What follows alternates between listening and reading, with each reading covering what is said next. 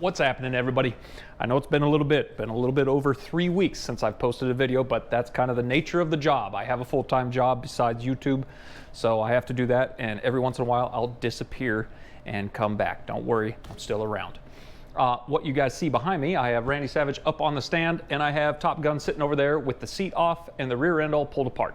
That's because I'm getting ready for the Little Sahara, Oklahoma trip for 2024 ATV Sand Wars. Once again, last year we went, it was awesome, it was a great time. Can't wait to go again this year. There's gonna be a few more people, I think, that's gonna join us. I've heard maybe John Sousa from up in the Northeast there. That'd be really cool. Jackson Off-Road might join us this year. Anyway, what I'm doing right now in this video, you're not going to see much of Randy Savage right now. I've got him pulled apart because I'm just basically getting both of these machines prepped for that event, and I've got very little left to do with that. I just had to send a rear shock out. But as far as the Yamaha goes, I finally got my ECU back, and I don't know about you guys, but it has been a hell of a time trying to find someone to just tune my YFZ, to get it on rollers and actually dyno tune the thing.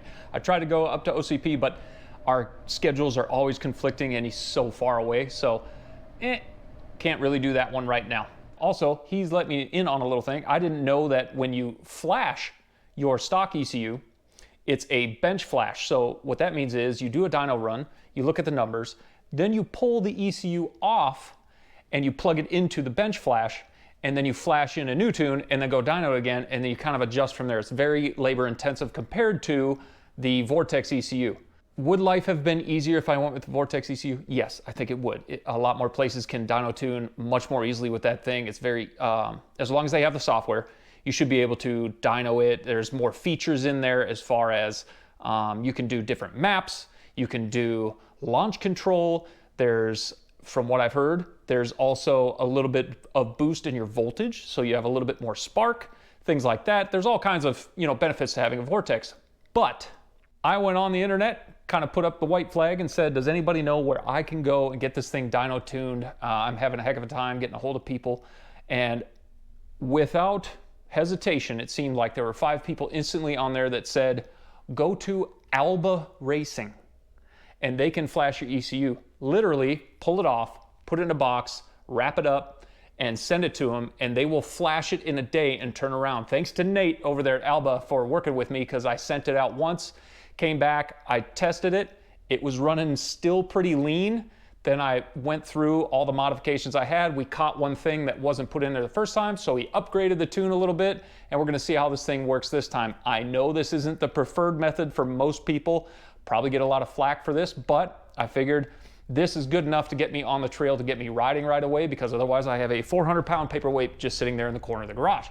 So I went with Alba Racing. They gave me a flash tune. I told them all the mods to include that billet intake flange, which it doesn't flow like an FCI intake, but it's close. In fact, if anything, the tune will be a little bit rich, which I'm okay with. I just don't want it to be lean and then we burn the valves out. So anyway, Nate got me all fixed up at Alba Racing.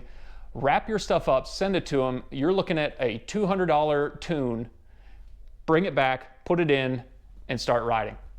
I've heard a lot of people say that it's worked great for them. A lot of works guys have said they've run it. Some guys who run Azop, a bunch of guys around here with YFZs have run the Alba tunes, and they said they've had no problems yet. So we're gonna see how this thing does.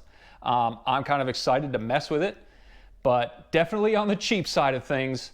Could I have done better by going to a Vortex? Yeah, but I still gotta find a dyno to put the thing on and actually get the numbers I want, as is with any tune. So we're gonna run with that. Anyway, the agenda for today is get this thing put in, get the thing running. It is about 6:30 in the afternoon here, and it's still 107 degrees, so no, I'm not gonna ride it today.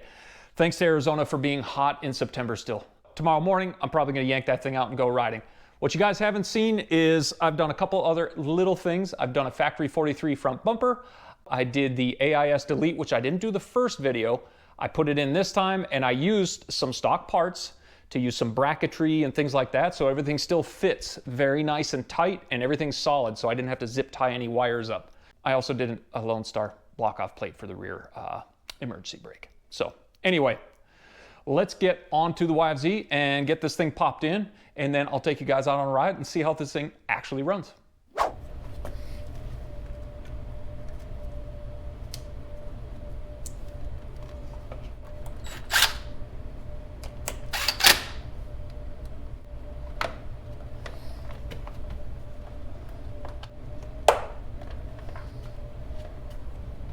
Now something else I've done is I've actually messed with the factory airbox. I've cut it up because I like how the factory airbox fits, and I made a pre-filter lid out of it. So I just took some uni filter foam, because you can literally buy it in a big pack. I mean, this one's all cut up. It comes with more than this, but you can buy it in a bag for like 20 bucks, maybe a little less than that. And it's just a giant rectangle piece of filter foam, and you can get it in coarse, which is what I have, or you can get it in fine, which I think is a tighter weave. But I basically just cut a hole in the airbox, bent some brackets up, drilled some holes, and then made a pre-filter lid out of it. It breathes pretty well. I've also cut that intake tube down just so it clears the air filter a little bit better. That stock tube was crushing the air filter in, so I thought it'd be a good idea to pop this thing on if I have to, especially riding around out here in the dust. You can oil that thing and then wash it. I don't know, it just seemed like something pretty simple to do and cheap rather than buying a whole filter lid. I know there's plenty of good pre-filter lids out there. This also won't keep the water out very well, because I'm pretty sure all the other pre-filter lids, they're a little bit more waterproof. But this one should do a good enough job, especially because it's so dry out here. And then if I really feel like I need to pop the thing on, I can just stick it on there, and it fits because it came off there in the first place. So I thought that was pretty cool. Something else I want to show you guys is the AIS Delete. I did a little bit of modifying to the stock plate, because it has the bracket that comes up and holds some cables. It's actually pretty simple. I know B&R Motorsports makes one that includes that little bracket so you don't have to zip tie wires up, but if you got the stock one, basically just hack the tube off the thing and it acts the same. The GYTR AIS block off that I got, it's like $19 on Yamaha's website. It doesn't come with anything else other than, you know, what's basically needed. So I just modified the stock one. It seems to work pretty well. So let me show you guys. All right, I got my light here. Let's see if I can show you guys. But here is the stock bracket. Basically all this was attached, and what came off of it was this hose, or this little tube right here was attached to the thing, and it fed out this way, and then all the hoses hooked up and all that. I basically just hacked the thing off. I don't know if you can see it in there, right behind the bolts. There's that little hole, but you already have the block off plate in there. And then they send longer bolts with it anyway, so I just sandwiched that right on top. That way you can bolt this tube back up, which is your breather that comes out of the top of your valve cover, and everything bolts back up to the bracket nice and solid. You keep this bracket, everything fits in there, so you don't have dangling cables and things like that, and it all seems to just go right back in there nice and easy, as long as you don't mind hacking up your stock stuff a little bit. Really wasn't that bad. Now, one more thing I'm going to do before I take this thing out for a ride tomorrow morning is I'm going to go through with this thing, the voltmeter here, and I'm going to go and mess with the throttle position sensor. This is a trick I've learned recently. I've seen it done a couple times. I'm going to go in there. It literally involves this, a couple safety pins, and your throttle position sensor. That's really it. What happens is, it seems like the bog that everybody talks about, I have it too, I have the factory bog. It has a lot to do with the voltage reading coming from your TPS sensor.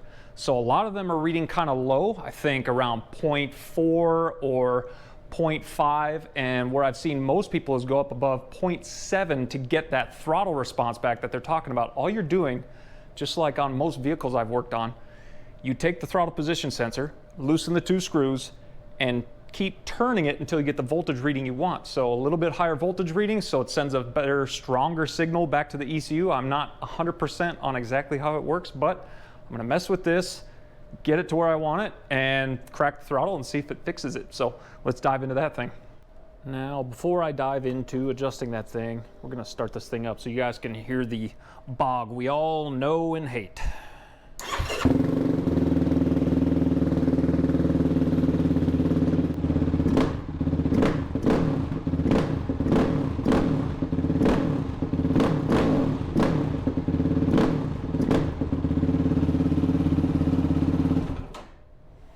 Okay, so that wasn't horrible, but it's still definitely there, especially when you're off and back on the throttle, that throttle chop you get, there's hesitation there. Especially when you're trying to get some, there's, you know, quarter of that throttle play, there's nothing happening. So we're gonna go in, we're gonna see what we get, and then we're going to adjust it.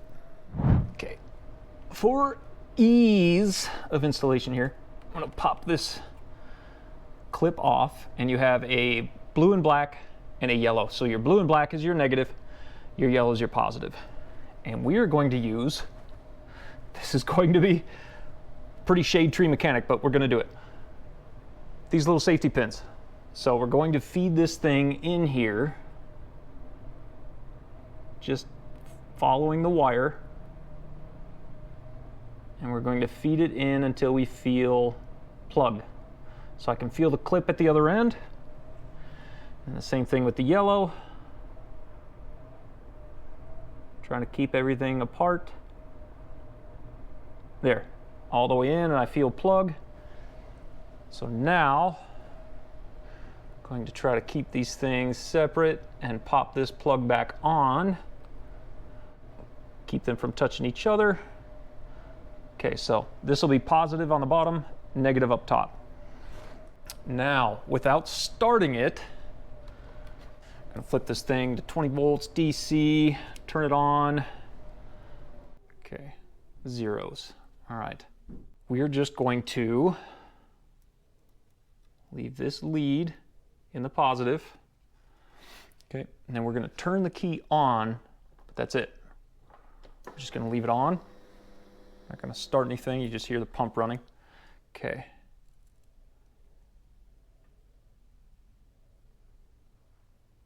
.68. Okay, so we're at 0.68. That's our volts right now. So what I want to do is I'm going to take that lead off, and we're going to, I think it's a T25 Torx bit. It's also the little safety bit. It has that pin in the middle, so you got to make sure you get the actual safety bits. I don't know if you guys can see that right at the end there. Yep. All right, and you're just going to loosen these up. Okay, I don't want to go too loose because I don't want it just flopping around. Okay, just like that. Now, take that negative lead. Okay, you guys probably won't see that down there. I'm reading 0.68. And I want to turn the whole sensor. Oh, they're at 0.69. I want to keep going. 0.7. And what I'm seeing is as soon as you hit 0.75 is when you start getting all your response back, your throttle response and all those things. So we're going to go to 0.75. There's 0.75. So I'm going to leave that on there. You guys can see 0.75. I'm going to leave this on here as I tighten it up. Kind of want to just lock it down, make sure I don't go nuts, because I don't want it to adjust while I'm tightening it down.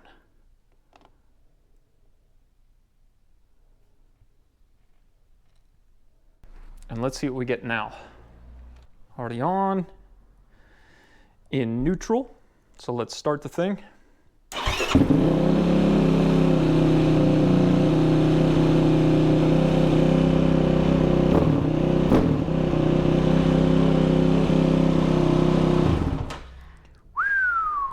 Okay, so you guys can hear that difference, really high idle. So now I can go back in, put my leads in, I'm gonna back that thing down, and then I wanna get it right in the sweet spot. I also think because it got flashed with the tune, they probably messed with idle just a little bit and throttle response. I mean, there's only so much you can do, but I'm gonna go in here, lower that thing just a little bit more. Maybe we'll go back to 0.7 or 0.72, and then we should be right in the money. So I'm gonna mess with that.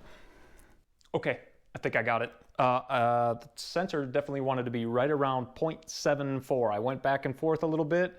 0.75 you guys heard, really high idle, the thing was crazy, so I turned it back down. 0.74 seemed to be the sweet spot for this machine. If you're gonna do this, definitely mess with it to where the thing runs right where you want it, okay? Don't just take my word for whatever number I got, because yours might be slightly different. Let's go ahead and start this thing up and see how it runs now.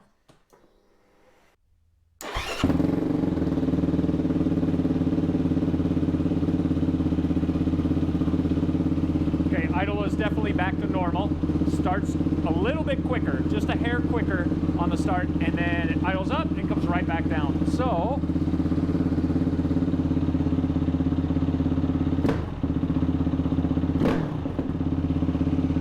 but it also does something else.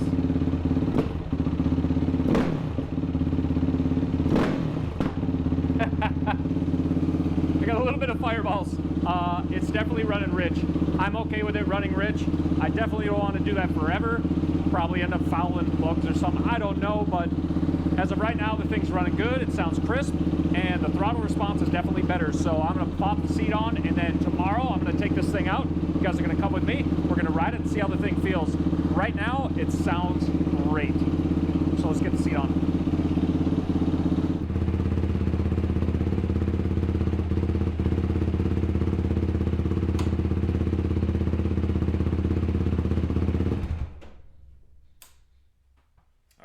See you in the morning.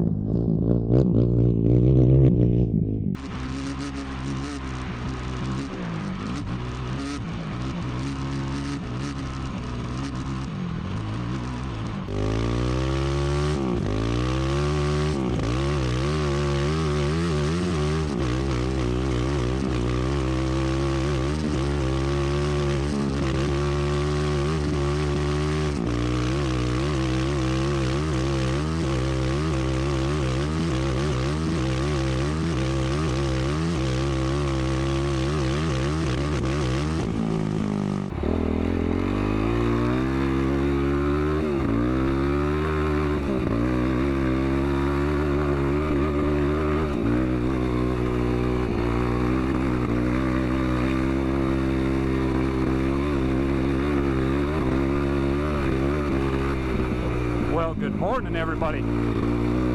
Finally out here riding this thing. Now, I will say, tune isn't perfect, but it is good enough to get me out on the trail.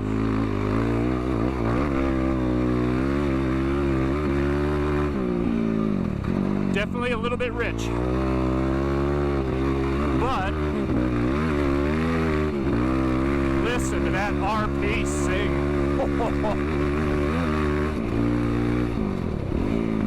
It is definitely pretty quick. Oh yeah, she's backfiring just a little bit. Last night when I was cracking the throttle, it spit a couple blue flames. I am running at least 100 octane in here right now just because that's what I had the most of in the garage at the moment. But that's all right. We're gonna take this thing out, spin some laps, really get a feel for it. And I think I'm gonna head towards the mountains to go goof off here in a second, so.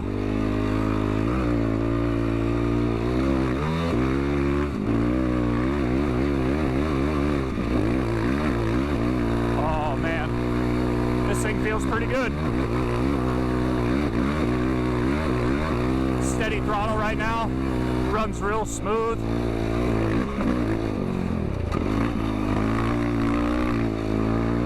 The on-off throttle, or the on-off throttle chop still has a little hesitation in it. Hiccups just a little bit. I think part of that is how rich this thing is running. Like I said, the tune was set for FCI intake, full exhaust, kind of like I have. Open air box, which I took that lid off that I showed you guys. That's really only in case it's extremely dusty and I'm riding behind people, or in the sand. If it starts getting real sandy on my filter, I'll just pop that on, make sure I get a little extra filtration. But, oh, that's bluing in real nice right now. This thing isn't getting as hot as it was because we're no longer running lean on fuel. We're now richened up. We could tweak this a little better, I think, with the Vortex and just about any dyno tuner that can really tweak these things in. It would be really good. But right now, Albatune is good enough to get me out on the trail and get me riding.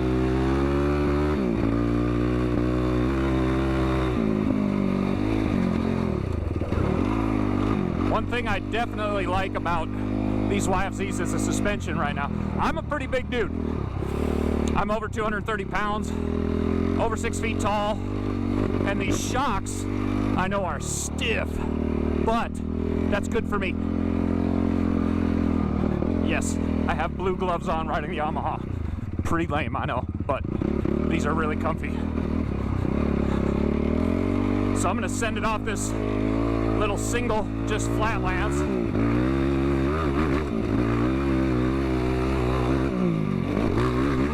Oh yeah. The suspension definitely holds me up and I like that. I've done very little to clickers and things like that. Oh, another backfire.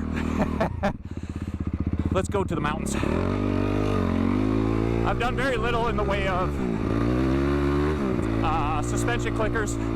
I've taken a little bit of rebound out of the rear, and I've softened up all three. Maybe, I think I went a quarter turn or a half turn. I went a half turn up front, and I went 2 clicks down in the rear, so it's a little bit softer. I'm noticing across this high speed stuff where I'm hitting these whoops that it's way more settled down than it was before. Before, the rear end used to kick up a lot, so I wanted to take the rebound out. It was also very stiff as soon as I started hitting everything in the low speed, so I went and softened up everything on compression. This thing seems much happier with all that. I'm much happier with all that.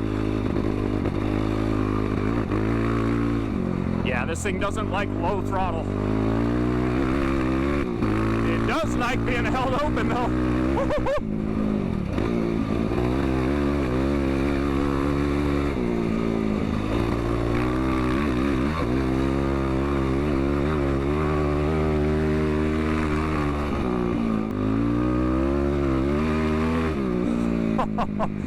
This is still a lot of fun.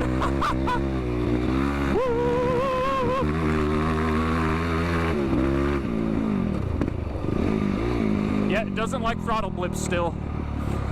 Definitely a little better on throttle response, but if you're really on it and then you let go and chop it again, it doesn't like that. It's not reading fast enough or something like that. I could probably tune that out with a Vortex, but that'll be something I'll worry about in the future. Right now, this is getting me riding, and I'm happy about that. It's currently Thursday morning, about 9:45, and temps are really good right now. We're down in the 80s in the morning. It's still getting real hot in the afternoon. Like I said, yesterday was 107 at 6:30 at night. Ugh.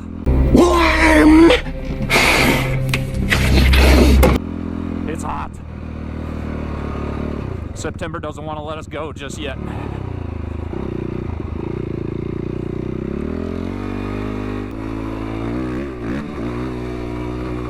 Oh man, this thing is so playful. Got nice Douglas beadlock rears, and I think just a GPS rolled lip front. So they're not stock wheels and tires. I actually like using the stock wheels for dune paddles. They're very light wheels, and the offset's a little different. I think they're a 3.2 offset front rather than a 4.1. So I threw some fresh Sedona front tires on there for the dune trip,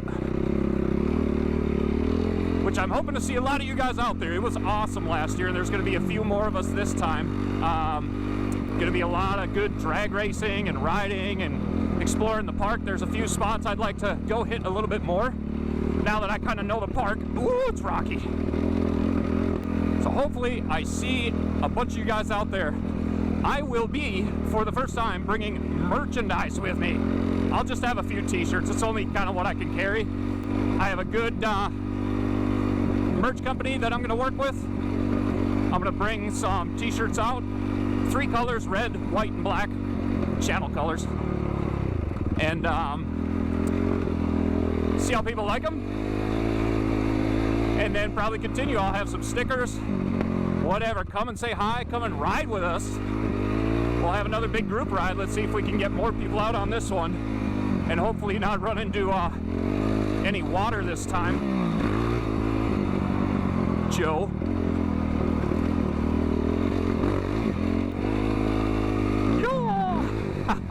I love those. All right, let's go ride down the trail.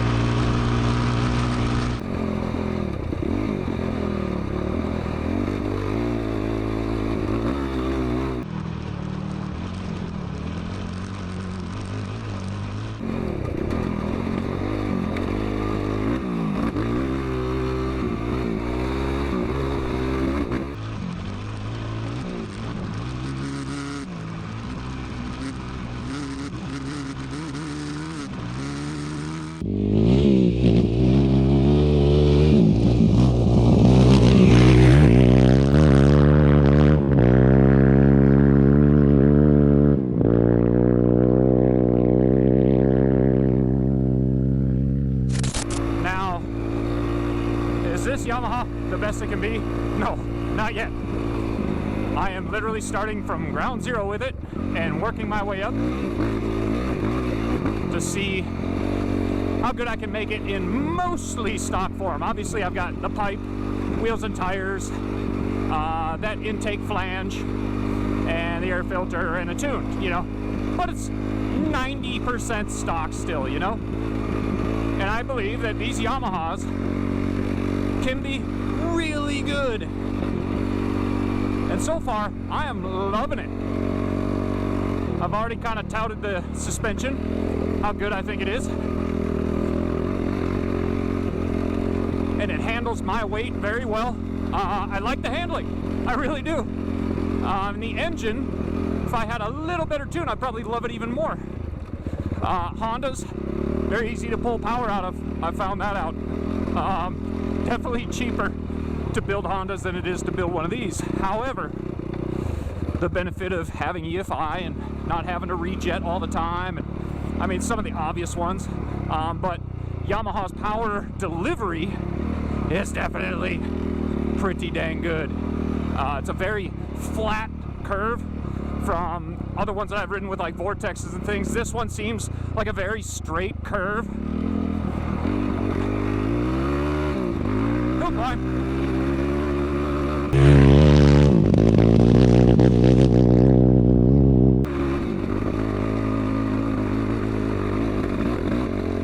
Woo, bumpy. I'm getting used to the seat height on the Yamaha, but one thing I definitely like about this thing is the way that the rear fenders are cut. See how they're kind of sloped back? It's much easier for me to move my weight side to side because there's no fender in the way. On the Hondas, it kind of sticks out into your rider's area here, and I end up sitting on the fender a lot, whereas the Yamaha, I seem to clear it a little bit easier. And the wider seat, I can actually stick my leg up against that and get real low, whereas the Honda's just straight. So I mean, that's things I'm getting used to. I like the quick clips. That's nice. the extended steering stem and the nice bars definitely help me feel more comfortable on this thing, so that doesn't take much. But yeah, really starting to get acquainted with this thing, and I'm loving it the more I ride it. It's also nice that it comes 50 inches out of the box with piggybacks and fully adjustable shocks, you know? Whereas the Honda has none of that. Now we're gonna go up into one of my favorite spots. We're gonna go up into the ridge lines here. Big dip. Woo, woo. I'll tell you, in this rocky terrain here, I am glad I still have some kind of skid plates. Alright, let's go this way. We'll get up on these ridge lines. And yes, before some of you say in the comments, I am very lucky to have this much riding this close. It's awesome, man. I definitely don't take it for granted.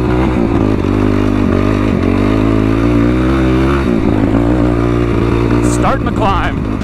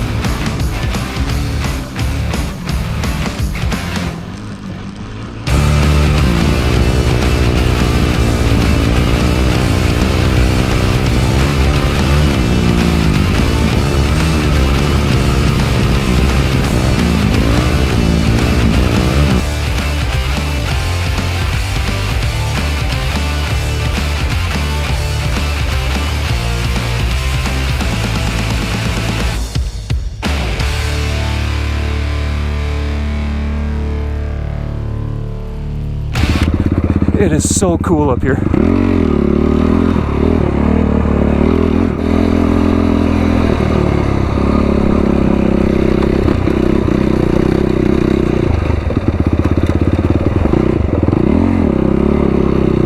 Oh yeah.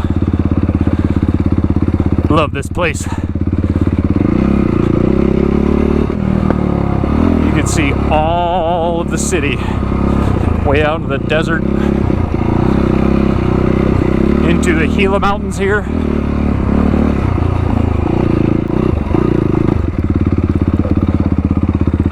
Yeah, let's take a moment to appreciate it.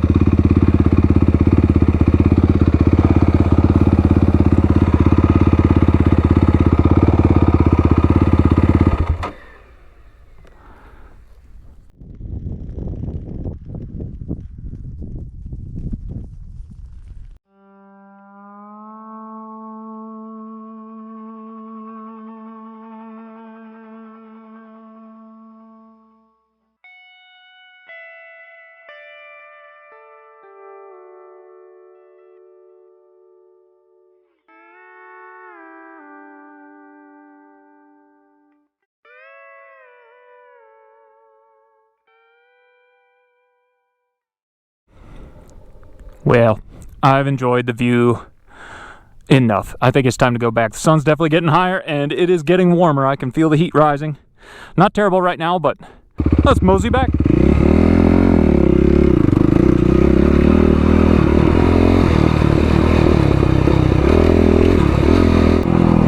dusty it is though.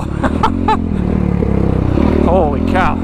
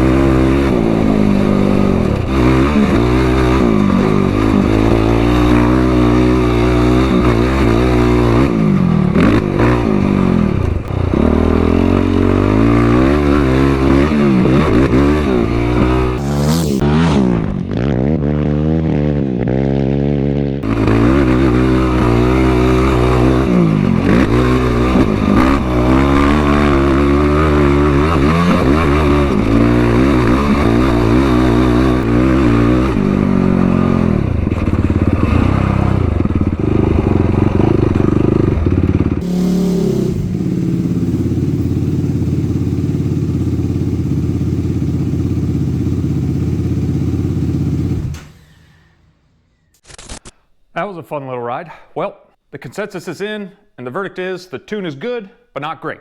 I could definitely improve some things in the tune. I'm gonna tweak what I can, see if I can get it to run any better, but as of right now, it's rideable and it's a lot of fun. Suspension, I think I got it set kind of where I want it. It's in a good spot. Everything feels pretty plush, but supportive.